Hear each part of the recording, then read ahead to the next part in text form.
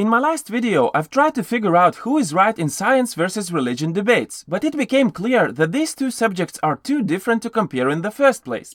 Religion is a set of beliefs about why does the world exist, what is our place in this world, and what our goals should be, while science tries to figure out how does the world work and how can we accomplish chosen tasks in this world. There is no point in trying to figure out who is right and who is wrong, since science and religion are concerned about different things and their areas of expertise do not overlap. It would be like trying to figure out whether a chef or a car mechanic is right when their areas of expertise are too different to compare.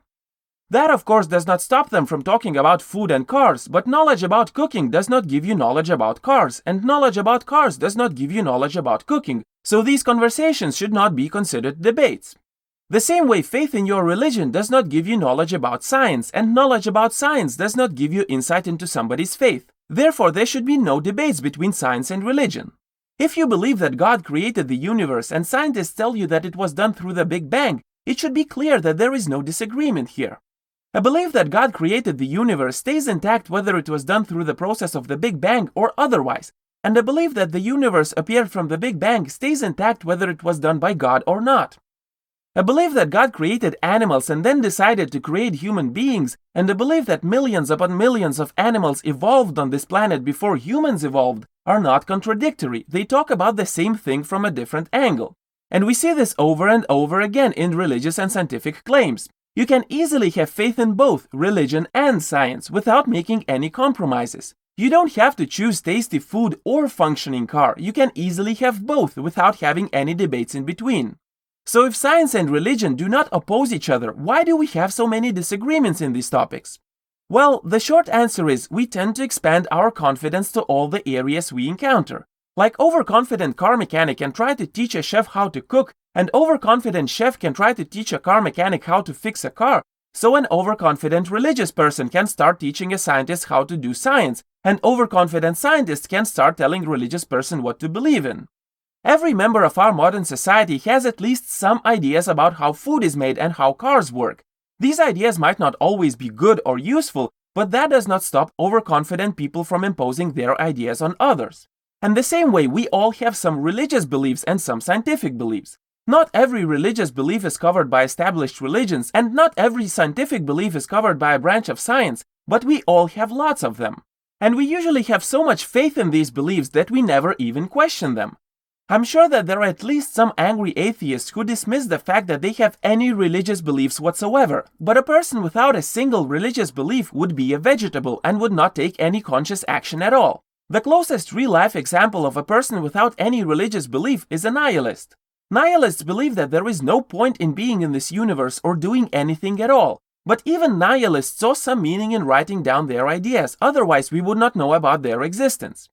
If you decide to eat a sandwich because you feel hungry and you believe that feeling hungry is bad and therefore you should do something to stop that, I might ask you why feeling hungry is bad, and why should you do something to stop bad things from happening in the first place? You might say that the laws of the universe dictate such things, or God says so, or you simply want to do that and that is a sufficient reason. Whatever your answer is, that answer is your religious belief. You believe that it is so and you don't need any further explanation for that. Because religious beliefs do not need explanations. They are core beliefs that give us reasons to act. You might try to figure out how they work or maybe what other beliefs come out of them, but whatever your core beliefs are, you don't need explanations for them to work. And religious people do not need explanations to why they have their religious beliefs. An argument about whether the God exists or not is not an argument between science and religion. It is an argument between two different religious views, where one religious view includes the existence of God and the other one does not. Science is not concerned about the existence of God. Scientists can explain how the world works without including God in their explanations, so they don't. That does not mean that God does not exist. Like a car mechanic can fix a car without including lasagna, but that does not mean that lasagna does not exist. Existence or non-existence of lasagna does not influence the process of fixing a car in any way whatsoever. The same way the existence or non-existence of God does not influence science. Okay, so let's move on to the other side of the debate, the scientific one. As mentioned before, we all have scientific ideas. If we didn't, we couldn't accomplish any conscious task. We would not know which way to hold a cup when pouring coffee into it or where to put our food when eating. When we test these ideas in different conditions and find underlying mechanisms that can be used in different situations not only by us but by other people as well, we call that science. In other words, science is like a recipe for accomplishing chosen tasks. And unlike religion, science can always be tested and proven to work or not to work. So every debate about how to do something in a most productive way is a scientific debate and has nothing to do with religion. Like how to cure diseases by praying or by using medicine. How to raise educated people by teaching them science or telling religious stories. How to learn about the past by studying various objects that are older than us or by reading stories in a book from a motel nightstand and taking every word literally. Of course, we can make these debates to be about religion by asking, should we cure diseases or should we let people suffer and die as long as they die being religious? Should we raise educated people or should we raise morons as long as they are religious morons? Should we learn about our past or should we treat our world as if God created it a moment ago? But as soon as we start debating how to do something, it stops being about religion and starts being about science. But why should we care about science in the first place? Why should I listen to some scientist telling me how to do stuff when I have my religious texts and that's enough for me?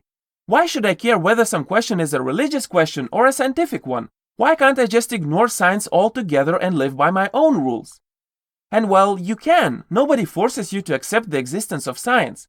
But in that case, you would have to ignore all the products made using science. You would have to ignore medicine, phones, computers, cars, television, grow your own food and build your own house by the rules written in your religious text, using only materials that you've obtained yourself and not the ones that were obtained using scientific knowledge. Then and only then you can choose to not believe in science. Otherwise, you're a hypocrite that uses science and claims to not believe in it at the same time. Yeah, so my advice is, don't use scientific arguments when you have a religious conversation, and don't use religious arguments when you have a scientific one. Or be an asshole and use whatever you want whenever you want. Who am I to tell you how to argue? Judging from the science versus religion debates on the internet, being an asshole to others is most likely the only reason why people have such debates in the first place. Anyway, leave a comment below and tell me what do you think about it. Or simply call me an asshole for calling you an asshole.